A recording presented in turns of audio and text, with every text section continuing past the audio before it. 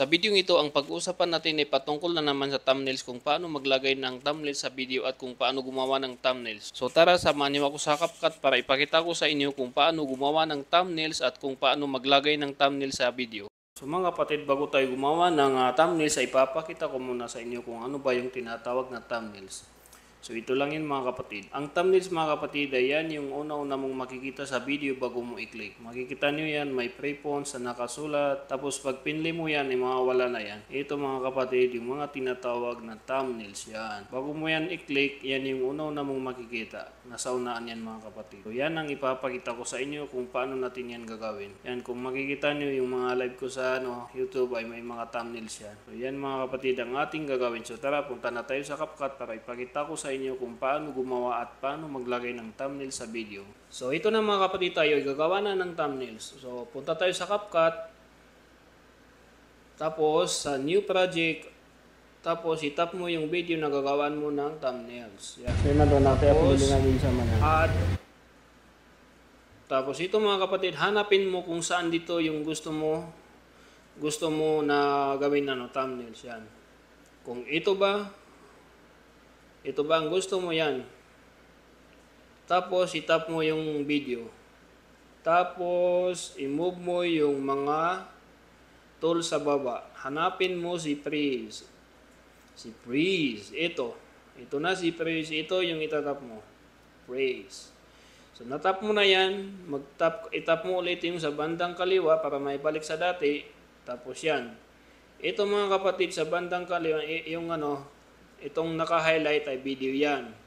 Ito ay picture na yan. Yan yung kinuha natin na picture para pinindot natin yung freeze para maging picture. Tapos ito video to mga kapatid.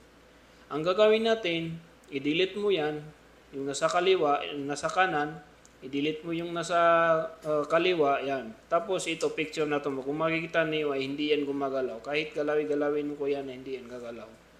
Tapos dito na tayo gagawa ng dito na tayo gagawa ng design. Itap natin yung picture, i-duplicate natin. Hanapin natin si duplicate. Yan, duplicate, yan, naging duplicate na yan. Itap natin si dinuplicate natin. Tapos hanapin natin si remove BG. Ito si remove BG, remove background. Tapos auto removal tayo. Auto removal, pag naka-pro ka ay may auto removal ka. Yan. Auto removal na wala na yung background natin. Tapos custom natin para mawala yung sa likod. Custom natin, tapos i-brush natin, erase natin yung sa likod. Yan. Erase mo yan. Dahil pag hindi mo yan in-erase ay masama yan. Kung ano yung nakapula dyan, yan lang yung magiging thumbnails natin. Makukuha natin. Tapos ma-delete yung sa likod.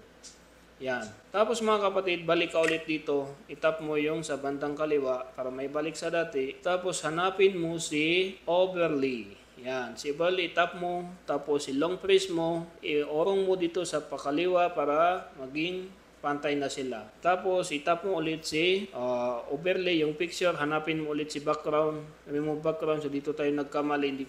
Dapat hindi na tayo muna lumabas dito. Tapos dito tayo mga kapatid sa custom removal. Yan. Tapos itap mo si stroke para maging stroke na yan. Yan.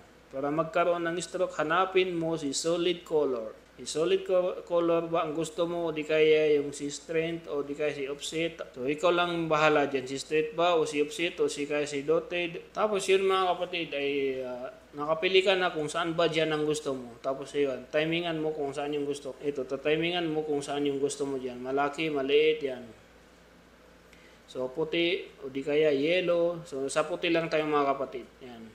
Pag natapos na yan, itap mo si itong arrow na nandito sa itaas. Yan. Tapos i-check mo. Pag nandyan na ay labas ka na naman dito, itap mo ulit si itong arrow.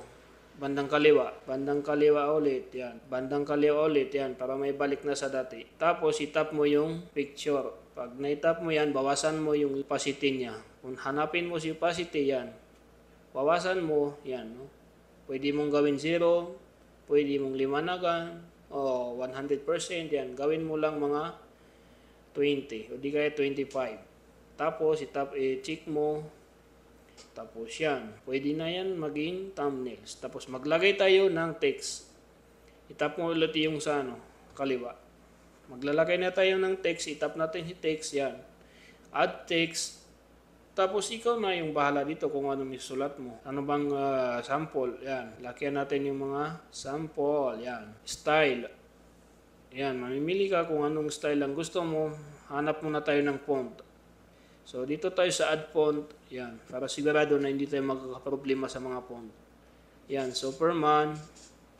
Itap natin yung style para maging may iba natin yung style. Tapos kulayan natin yung text. Yan. Lagyan natin ng stroke yung text. Lagyan natin ng white. Yan, white. Tapos lagyan natin ng shadow para maging realistic kunwari. Yan. Para maging 3D yung Para maging 3D yung text natin, ilagyan natin. Blurred. Yan. Yan, distance, yan. O di kaya yung shadow, pwede natin gawin niya yellow, yan, para kitang-kita. Tapos angle tayo, dito ako nahihirapan Hindi ko minsan matamaan yung Ikaw na yung bahala dyan. Pag natapos na yan, kung gusto mo lakyan yung text, punta ka dito ulit sa font, sa style, balik tayo dito sa text, yan. Pwede mo lakyan yung text, ganyan. Ikaw na yung bahala mag-timing kung anong gusto mo. Kung gusto mong ipaghiwalay-hiwalay yung text para hindi magkadikit, hanapin mo si spacing. Character. Yan, si character, tapos yan.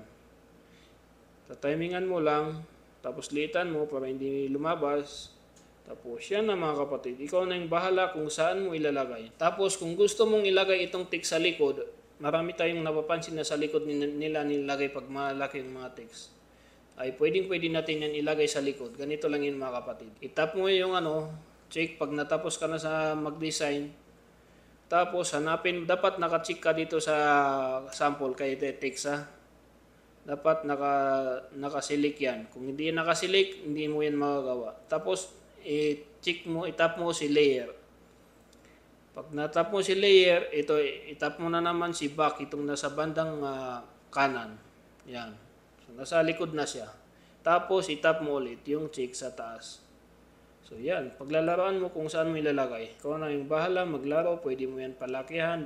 Lagay mo yung dalawang finger mo. Yan. Paglakihan mo, paglaruan mo, yan. Pwedeng ganyan. Pwedeng patagilid. Dalawang finger lang mga kapatid kung paglalaroan mo yung text na yan. Tapos na yun mga kapatid, tapos yung picture ay ibahin mo yung color ng picture. Tapos mag-tap ka dito sa bandang kaliwa para makalabas tayo dyan, mawala yung Tapos itap mo yung overlay. Hanapin natin si overlay. Itap natin ulit yung sa bandang kaliwa para makalabas na dyan. Overlay. Tapos yung overlay natin. Hanapin natin si adjust. Yan, si brightness kung masyadong maliwanag. Minus mo, contrast, ikaw lang yung bahala magtimpla, yan. Ikaw lang yung bahala dyan, magtimpla. Tapos kung gusto mo, ibahin lang yung color ng mukha mo, yung HSL. Tapos hanapin mo yung kulay ng mukha mo, yan. Ibahin mo, ganyan. Kung gusto mo pulang-pula, yan. So, yan mga kapatid. Ikaw lang bahala kung anong gusto mo. Tapos kung gusto mong lumabas dito, itap mo itong arrow. Tapos pwede kang pumunta kay graphs. Yung white, kung ibahin mo yung mga kulay, yan.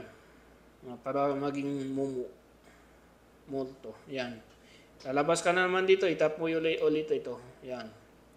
Tapos, natapos mo na to, ay itap mo yung apply. Yung check sa baba. Tapos yan mga kapatid, ang gagawin natin na thumbnails. Tapos labas ka dito, itap mo itong sa labas para hindi naka-highlight siya thumbnails yan. Itap mo yung arrow sa bandang kaliwa. Paano ba natin yan masip? So pag in-export natin yan ay video yan. Magiging video yan, hindi natin pwedeng gawin thumbnail. So itap natin itong sa bandang kaliwa, si cover, yan. Next. Tapos itong mga tools sa baba ay i-move mo siya sa kaliwa, tapos edit mo. Itap mo yung edit cover, yan. Mapupunta tayo kay high peak. Tapos yan, tapos na yan, wala na tayong ibahin dyan. Itap natin yung apply to CapCut. Apply to CapCut, tapos i-done natin. Tapos yan, tapos na. Hanapin natin, tingnan natin kung nasa gallery na. So ito mga kapatid, dapat may ano kayo, pwedeng may high pick kayo o wala. So maganda kung may high pick kayo, tapos kung gusto niyo mag-edit ng mga picture ay pwede kayong mag-edit yan. So ngayon ay i-check natin kung nasa ano ba natin, gallery natin. So yun, nasa gallery na. Ito na siya mga kapatid. Ito na yung ginawa natin na thumbnails. Tapos ngayon ang pag-uusapan natin ay pupunta kung paano ilagay sa video, kung paano maglagay ng thumbnail sa page, sa Facebook. So tara, doon na naman tayo sa page natin. So ito na mga kapatid, dahil tapos na tayo gumawa ng thumbnails, mag-design ng thumbnails, ay pupunta na naman tayo sa Google Chrome para buksan yung ating Facebook sa Meta Business Suite. Yan. Pagdating mo dito sa search bar, i-type mo si Meta. Ayun, lalabas na si Meta Business Suite. Yan. Tapos, i-click mo ulit yung tatlong toldok dito para maging desktop site yung ating Google Chrome. Yan. Tapos, i-zoom mo, hanapin mo dito si... Saan ba yun? Nandito na tayo kay Business Facebook. I-click natin si Business Facebook para diretso na yan kay sa account natin. Yan. So yan yung aking account. Tapos punta naman, i-zoom natin. Siguraduhin lang natin mga kapatid na nakaano tayo. Desktop tayo para madaling edit. Tapos i-zoom natin. Yan. Punta tayo kay content. Yan, content. Tapos maghanap ka dito kung saan yung video na lalagyan mo ng thumbnails. Dalawang option yan mga kapatid. May option yan na dalawa. Bago ka mag-upload ay dito ka mag-upload kay Meta Business Suite. So diyan ka mag-upload. Tapos makikita mo doon kung paano kung saan yung lalagyan ng thumbnails. Tapos dito, kunwari ito yung video ko na walang thumbnails, lagyan ko yan ng thumbnails. Punta ka dito sa tatlong toldok. Ito yung tatlong toldok. Pindutin mo yan, itap-tap mo lang yan. Hanapin mo si Edit Post. Yan, Edit Post. Pag nandyan na, mapupunta ka dito. Tapos mag-upload ka. Upload image. Yan. Upload image, pag na-click mo yung upload image, magiging ganyan yan. Tapos, upload image ulit. Tapos, hanapin mo kung nasaan. Take photo, bagong yung magpipicture ka, tapos choose file or photo library. So, dito na tayo sa photo library dahil nandyan na yon. Ayun, So, yan mga kapatid, dyan mo pagpipilian. Yan yung pipilian mo kung nasaan ba dyan yung inedit mo. Ito yun, yan. Tapos, i-done mo. Pag na-done mo, yan, done. Tapos, yun, nandun na yun, ayun na siya. Tapos, i-save mo lang. Hanapin mo dyan yung save. Ito sa akin, hindi ko na yan i-save dahil may na ako, thumbnail na ako. So, sana mga kapatid ay natutunan nyo kung paano tayo maglagay ng thumbnails. Di ba? Napakadali lang. Maraming salamat. Tapos, i-save mo lang. Tapos, mga kapatid, pag nailagay na dyan, nasa baba lang yung next, tapos hanggang mapunta ka sa save. Tapos itong ika-cancel ko to dahil may thumbnail na ako. So yun lang, maraming salamat. So yun mga kapatid, kung nagustuhan mo ang ganitong klaseng content ay huwag mong kalimutan i-share, i-like at mag-subscribe sa aking YouTube channel at i-follow yung aking Facebook page na Jelani TV. Maraming salamat.